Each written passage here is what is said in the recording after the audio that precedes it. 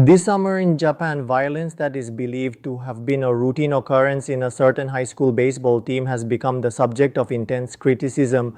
What do you think about that?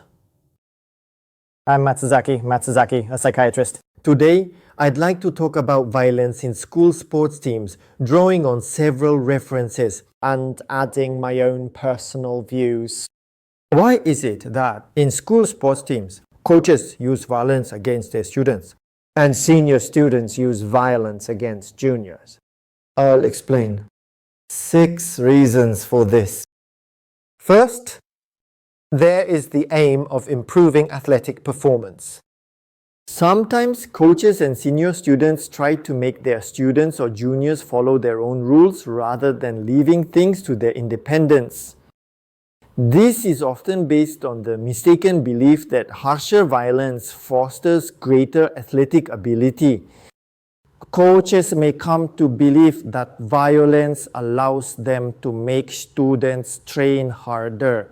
Another cause is the belief among coaches that harsh experiences, which push athletes to their physical and mental limits, in themselves lead to growth as players. Second, to establish discipline within the team.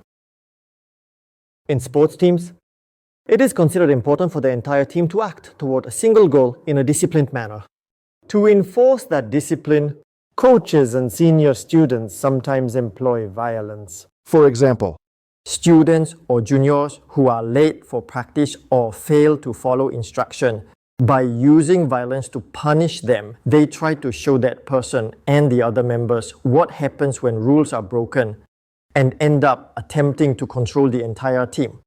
Third, domination by coaches and senior students to maintain a more advantageous position for themselves.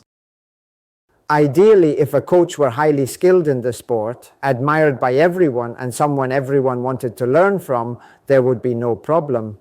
However, such coaches are rare. Instead, violence is used.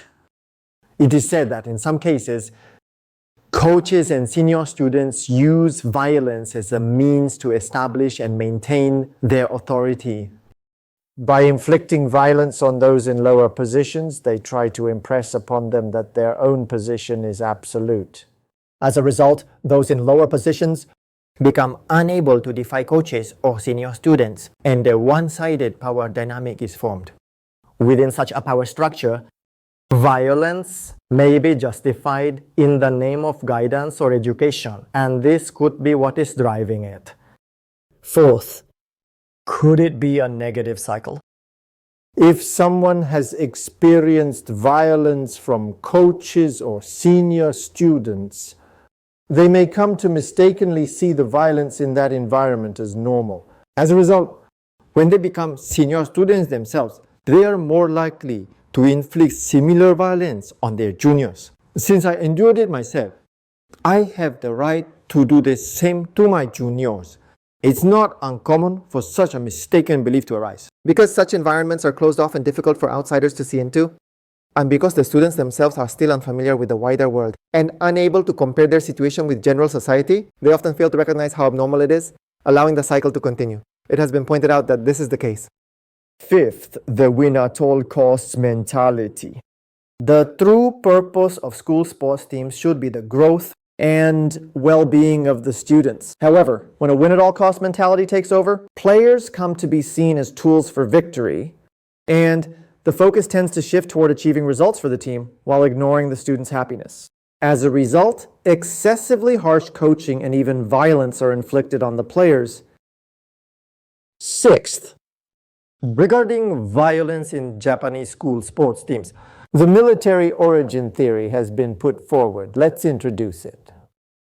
During World War II, in the Japanese military, in order to establish a strict hierarchy and chain of command, violence by those in higher positions against those in lower positions was rampant. Well, it was things like that made units such as the Kamikaze Special Attack Unit possible. By imitating such a hierarchy, violence by coaches and senior students began in school sports teams. And after the war, veterans brought the violence they had experienced in the military, known as shigoki, into these teams. In this historical context, the line between rigorous training or coaching and mere violence became blurred, creating an environment in which violence came to be tolerated. Furthermore, in Japan, there is a culture that regards obediently following what one is told and carrying it out without criticism as a virtue, and this has been pointed out as one factor that has made accepting unreasonable corporal punishment seem normal. So we've gone over 6 reasons why violence occurs in school sports teams. Various studies have been conducted on this issue and other reasons have also been identified. However, no matter what the reasons may be, violence is an act that harms a person's dignity and can never be justified. Coaches in school sports teams should make coaching that does not rely on violence the norm, and they should also guide students so that violence does not occur among them. To be honest, violence in sports teams is not an area of expertise for a psychiatrist.